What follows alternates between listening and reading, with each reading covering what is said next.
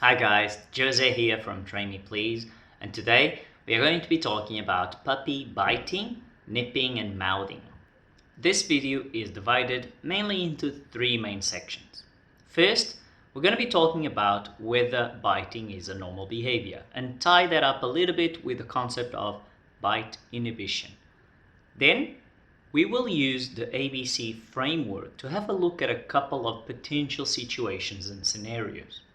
And finally, I'm going to clump together a bunch of suggestions, tips, and recommendations on the topic of puppy biting, mouthing, and nipping.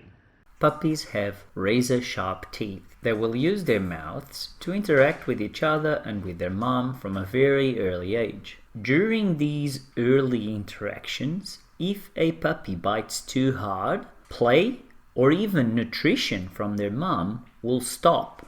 If they use their mouth gently, the interactions will continue. So the puppies very quickly and efficiently receive feedback on how to develop a soft mouth. This is usually referred to as developing bite inhibition, a learning process that ideally should start during puppyhood.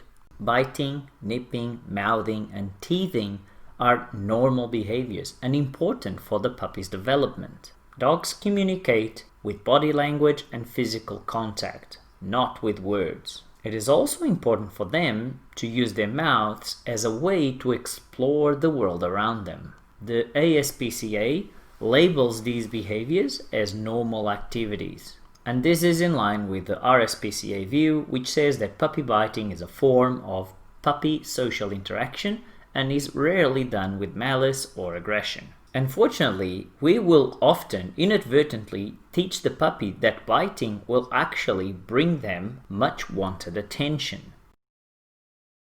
Let's have a quick look at an example using the ABC framework. If you are new to this topic, check the link in the description below.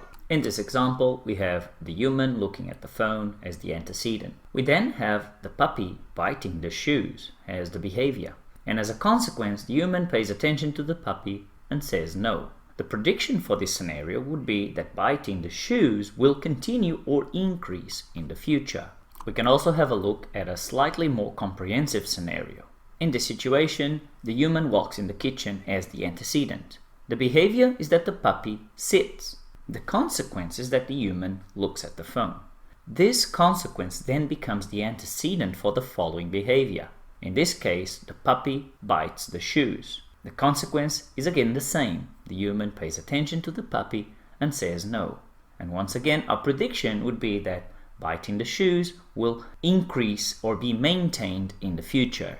In this situation, we are unfortunately ignoring behavior that is usually considered wanted, such as the puppy sitting, and we are paying attention and potentially and most likely reinforcing behavior that we usually deem unwanted, such as the puppy biting the shoes.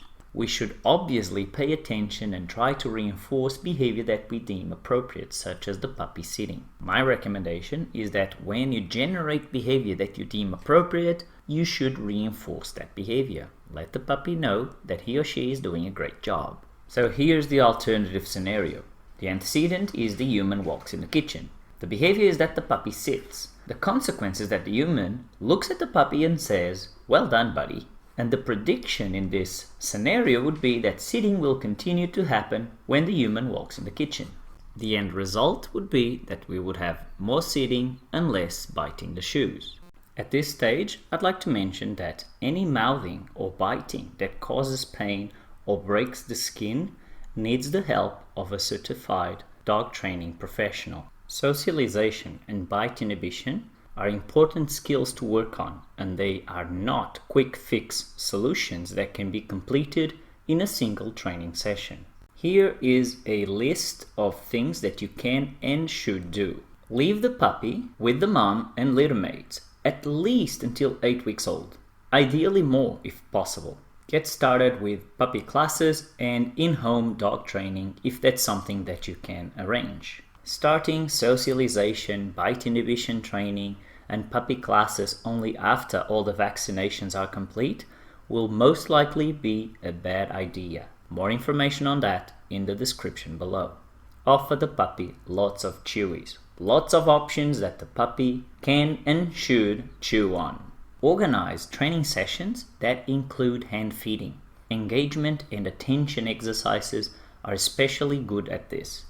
Link in the description below. Use management options such as exercise pens, crates, and even the leash inside the house under supervision. If a puppy is in its crate chewing on a puzzle feeder, he or she is unlikely to be rehearsing behavior that you do not want. Organize puppy dates with other puppies that are very well socialized. Monitor all interactions. I personally really like to expose puppies to other puppies and dogs that are really mellow and low energy. When nipping or biting happens, become as neutral as possible. Try to avoid movement. Offer the puppy binary information. A soft mouth means play will continue. A harsh bite means the human will stop interacting. Sometimes this might mean being a tree, meaning that you don't move at all. Other times this might require relocating the puppy to the exercise pen with a chewy. Depending on the specific situation, you might also need a leash so that the puppy cannot chase you when you are trying to stop the interaction by leaving that location. Let's go over a few additional recommendations. Children and dogs, including puppies, need supervision. I do not recommend that you allow children, especially children that the dog does not know, to pet, pick up, or hug them. With that said, puppies should get some exposure to children. But I think that some attention exercises or even the engage-disengage game are much better options. Older children that the dog knows well should be able to play some fun games with the dog under your supervision. Be mindful of roughhousing games using your hands. Remember, the idea is to teach the puppy that a soft mouth means play will continue. A harsh bite means play will stop. Actively teach the puppy that a game of tug is much more fun than biting your hands. If the puppy has already started teething, tug might not be a great option, but you can still get the puppy to chase toys and have some fun that way. Antecedents are probably the most important thing when we are trying to modify behavior. Ask yourself what happens just before nipping or biting happens. Teach the puppy a station, a target, or even a chin rest behavior. Then start to introduce some movement in front of the puppy's face. If the puppy remains calm, click and treat. Slowly increase the amount of movement that you are introducing in front of the puppy's face. This should teach the puppy that a hand approaching or a hand nearby is not an invitation to bite, and that other behaviors are more appropriate. Offer your dog lots of physical activity and psychological challenges. This is a good idea in general for their welfare. It is also a proactive way of reducing the likelihood of the puppy starting to bite or mouth because he or she is bored. Hopefully this video can work as a good starting point for you if you are dealing with these behaviors.